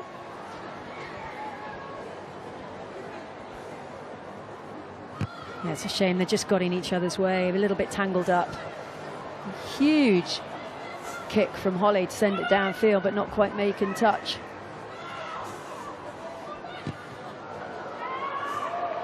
Elworthy doesn't get many metres on that.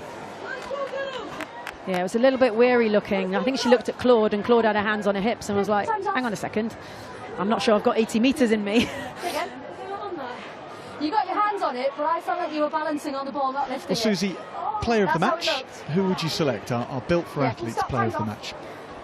I've mentioned some fabulous players that, you know, this league continues to just show the impressive array of players, and they're all different in many different ways, but there's been some impressive performances on a losing Sale side, but who've managed to come to Sandy Park and score 4 tries, and will take a lot of energy away from that and positivity. But, you know, Chiefs have grown into this performance, and, you know, from 1 to 8, and the subs that have come on in the pack have been very strong. But the one standout player in the back, she adds something every time she touches the ball. She scored 4. She's been really impressive across the 80 minutes. Claudia McDonald is my player of the match. Confirmed, Claudia McDonald. Claudia Maloney McDonald, congratulations to her. Great performance today. Benevent. Spinning away well. Another player who announced that she's staying at the club for next season, Sophie Benevent. Casolo just overrunning the ball by a yard. She's knocked down on the floor.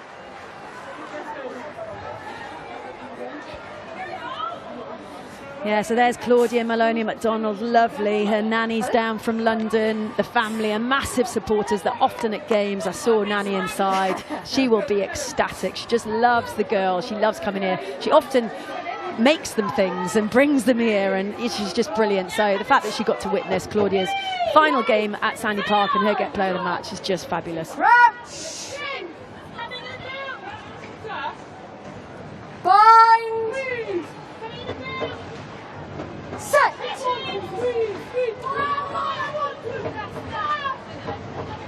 Negrelli bashing into Casolo. Elworthy, good step from the fullback. Good drive after contact. Menin to Tosi. Sale off the line well, even in these latter stages in the game. Gone a long time ago in truth.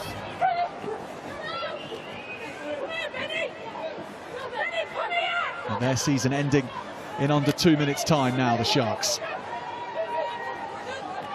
Chiefs off to Saracens next weekend for the semi-final. 9 and Elworthy. And these combinations, which may well be called upon next weekend, depending how the matches go and how injuries occur. Getting time together on the field. Aitchison. Maloney McDonald going the full 80 despite her importance to this team. She's holding it.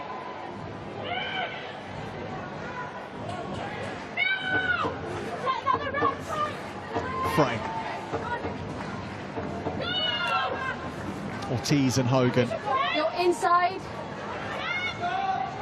And that Rona Lloyd try, giving them the bonus point for what it's worth. Good now. They climb a point higher in the ladder. Their best ever season in the PWR. No, too long, too long. 9. Totosi from Menin. They want something else, don't they, the Chiefs? Maloney McDonald might deliver it. Here she goes for number 5, Claudia.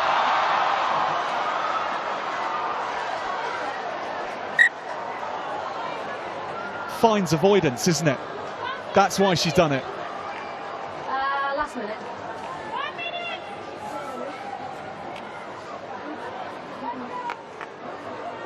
Okay, yeah.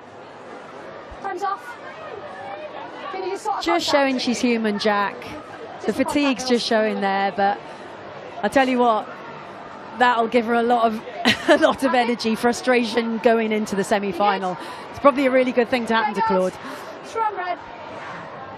Let's go then. Oh well.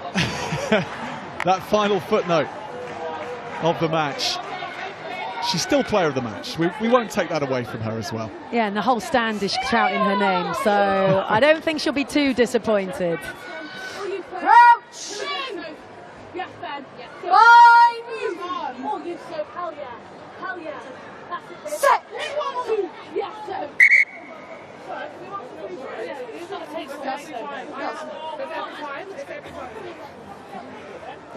Girls, we've got early weight this side and we've got you stepping off. Reset, stop fighting for your binds. Let's go. I wouldn't be surprised if Holly Aitchison is eyeing up a run here. They've effectively got a 4v2.5 on that far side of the field.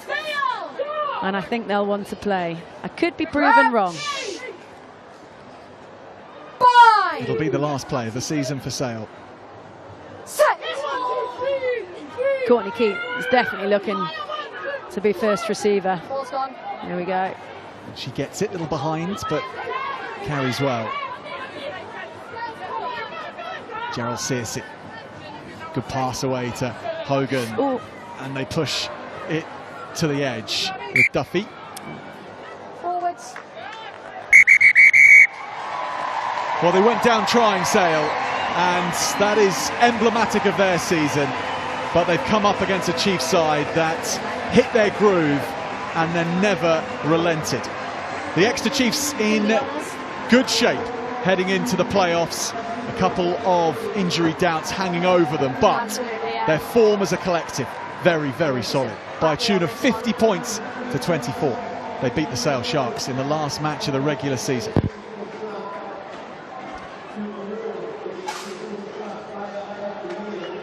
Susie, how would you assess the Chiefs going into the playoffs and up against Saracens on the performance of this? I think they'll be really pleased with that performance, Jack. Last week they settled back into the season.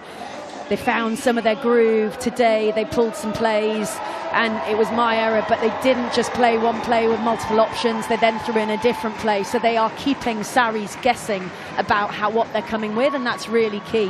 What are you bringing in your playbook?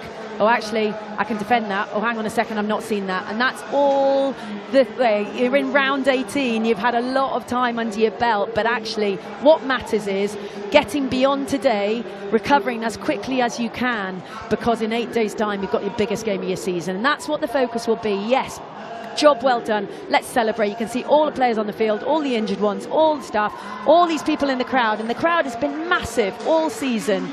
The hospitality, everything that they're doing around here. But all that matters now is rest, recover, celebrate Flo's 100th and get ready for a huge, huge semi-final. What did you like to do, Susie? Did you like, after the regular season was over, to have a celebration of sorts before the playoffs, or was it very much, okay, this was always going to be our plan, it was always a 19-match season, let's keep it very quiet? Well, you know, I think Rob said it yesterday, they're going into a massive game as well. It's interesting, the girls are going in semi, the boys are. It's an 8-day turnaround. Oh, hang on, no, it's, what day is it today? Sunday. Yeah, thank you. 7-day turnaround. But what you do now is what ultimately matters. You're not going to make a huge amount of difference. You're going to make subtle adjustments around that line out probably that wasn't quite on point. You know, we saw Delhi just get in the wrong place. So little moments of adjustments, but also having a look at Saris, but being more focused on yourself. So rest, recovery, fine tuning, get up the road with massive amounts of confidence. A lot of points scored in this one. Let's take a look at the tries.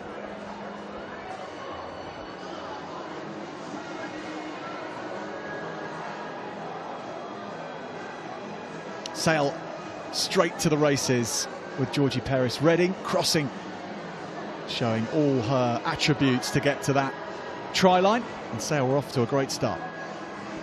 But this was the Chiefs at their all-court best. Rule offloading to Tessier, Poulin, McGillivray, and then Claudia Maloney-McDonald with her first of many of the day.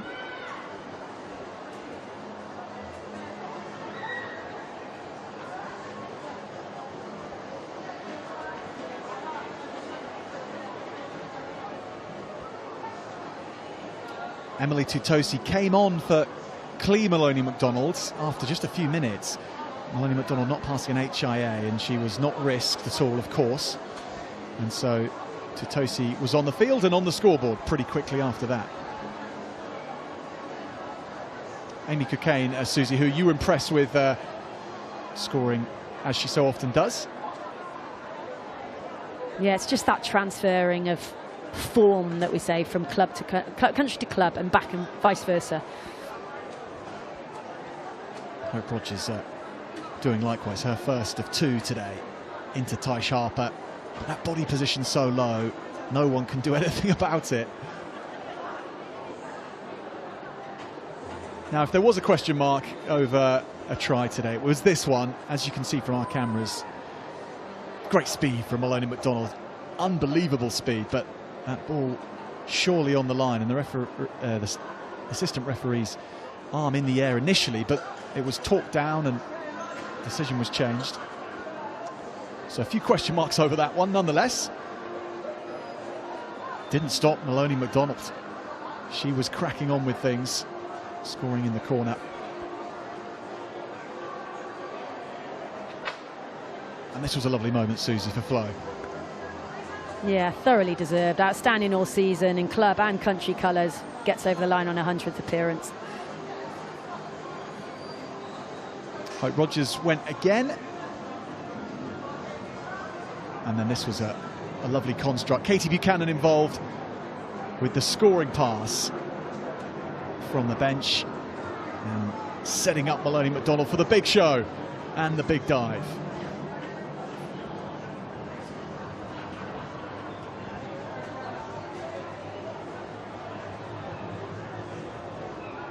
Sale weren't done though.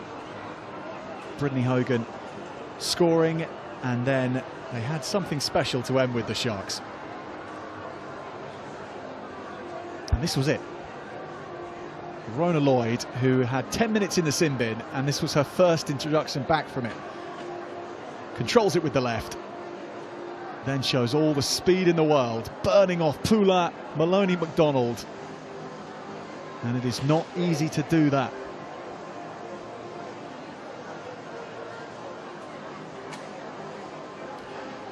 So let's see how things have played out all across the PWR this afternoon. So still 2 matches still ongoing. Saracens, just a question of how many points they add to Trailfinders' tally. Loughborough Lightning beating Tigers at the moment, and probably going to see that one out, you would imagine. Bristol having beaten Gloucester Hartpury.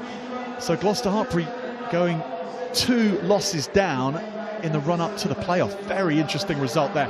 No slip-up for the Chiefs. 50 points to 24 here.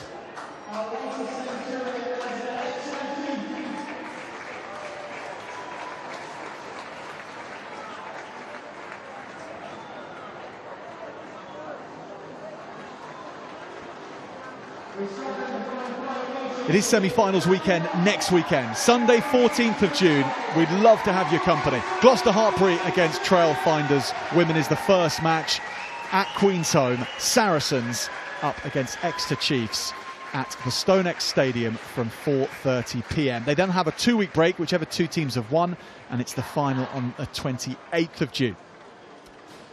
Will the Chiefs be there? Will Tony Rowe be there? Will Flo Robinson be there?